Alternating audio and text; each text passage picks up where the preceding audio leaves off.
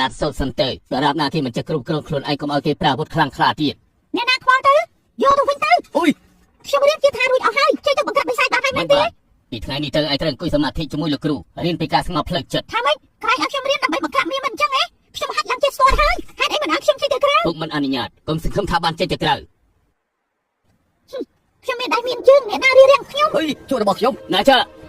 ខ្ញុំនឹងធ្វើឲ្យគ្រប់គ្នាទទួលស្គាល់ខ្ញុំឲ្យបានចាំទៅមើលទៅ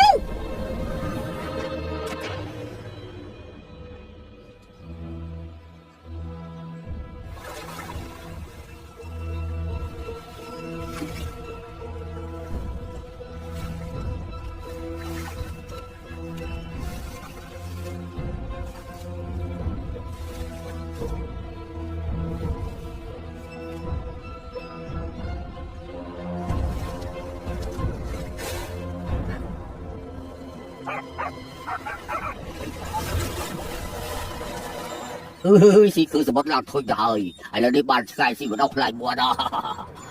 អើសាច់ចាប់លេងឆ្កែព្រាម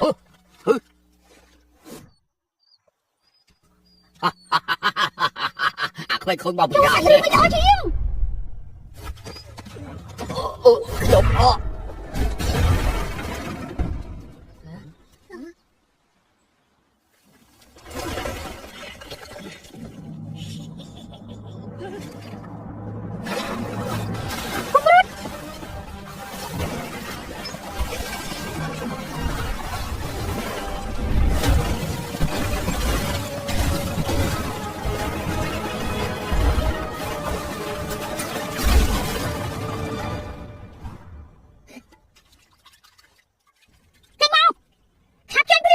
គេទៅស្អីទេហ្នឹង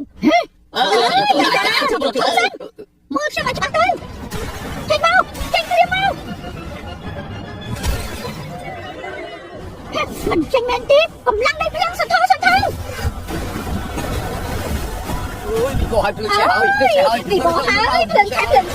ណាចាបាត់បង់សតិហើយតាំងរត់ទៅណា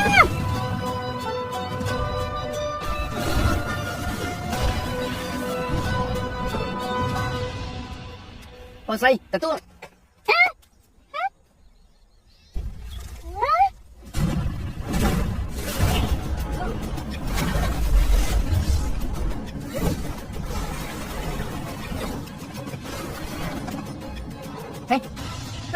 ណាចាចាប់អុកខ្ញុំទៅហើយចាំមើលនៅក្នុងសមុទ្រអាចចាប់ខ្ញុំបានវូ